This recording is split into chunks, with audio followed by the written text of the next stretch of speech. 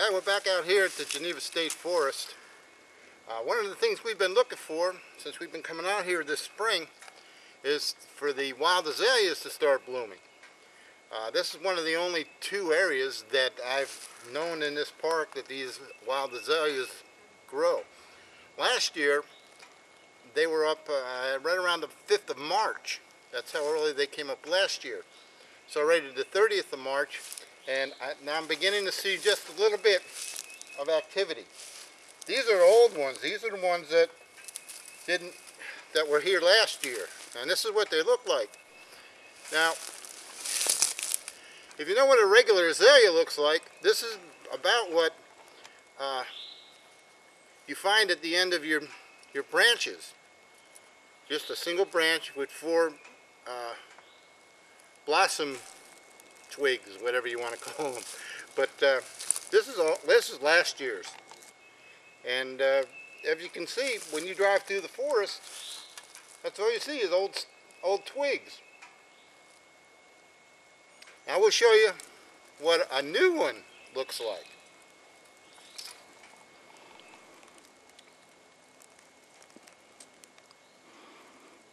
Now this is going to be this year's crop of azaleas. You can see the buds and the coming up off the side of the plant.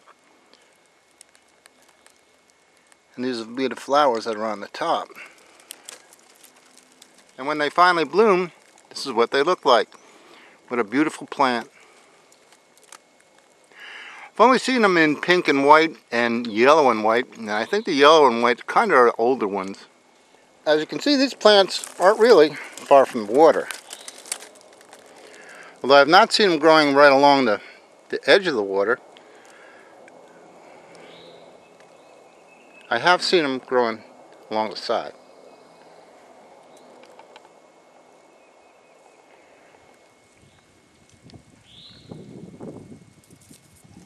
Last year the floor was covered with these in this area, but there's only a few right now. It's just probably early in the year.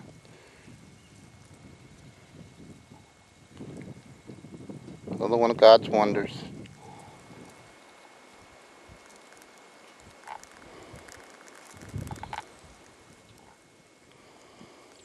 They don't grow off of last year's bloom. They come up from the root. See, these are all the old blooms from last year, and like other plants that just rejuvenate, these start from the root and come back up. Yeah, the way the buds are formed, but this just made a liar out of me, because this is an old one, and the buds have come back on this one. As you can see,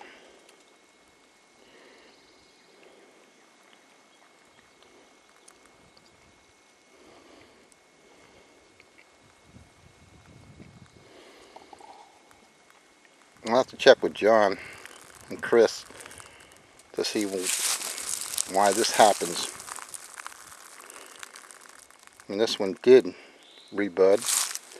The ones back there didn't. They came up from the bottom.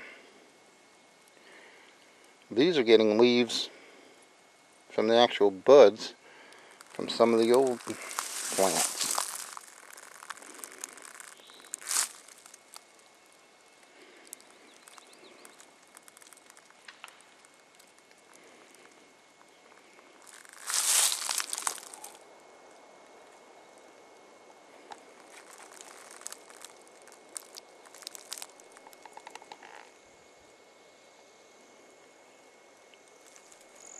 I'll tell you, unless you can get out here and experience this firsthand,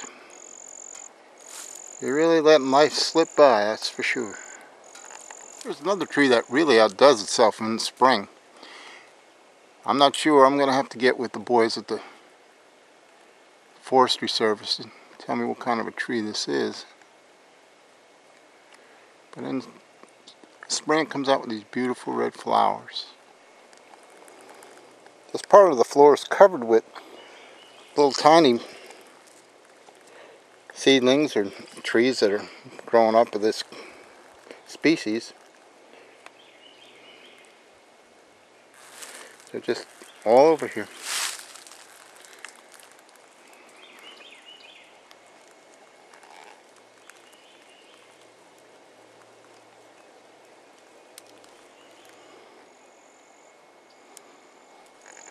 I'll tell you, unless you can get out here and experience this firsthand,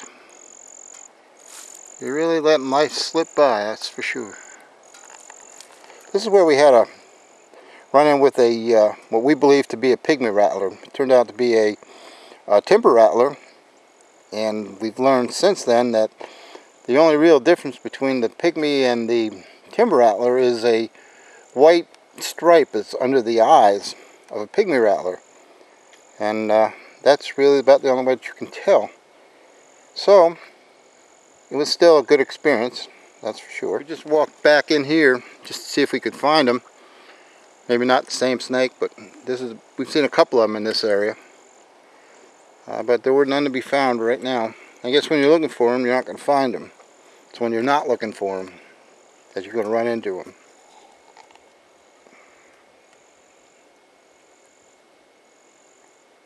Bigfoot took a dump right over there. It sure does smell terrible around here. There's some kind of waste material over there. Sure doesn't smell human, that's for sure. Some more of these pretty little flowers.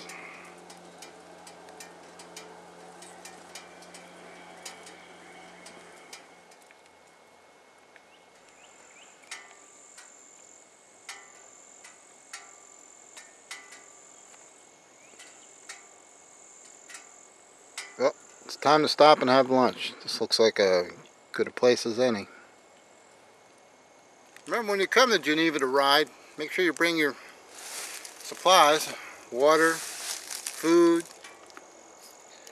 When you get out here, it's just pure wilderness. The streams, if you don't know where to look, or at least they were during the rainy season, were clean enough to drink. But you know, you better know what kind of water you're looking for. Bring a purifier or something, because you never know. Because you know, diarrhea and stuff out here really isn't very comfortable. But we'll eat our sandwiches. Usually we bring MREs, but MREs have to be heated so you can eat them. And when you buy them in a Army surplus store, they're probably old. The ones that I bought, the heaters weren't working, and they really didn't work out that well. Some of the goodies that came with them were good. So I had to bring a sterno stove, and I just don't feel like starting a fire out here, so we'll have peanut butter and jelly.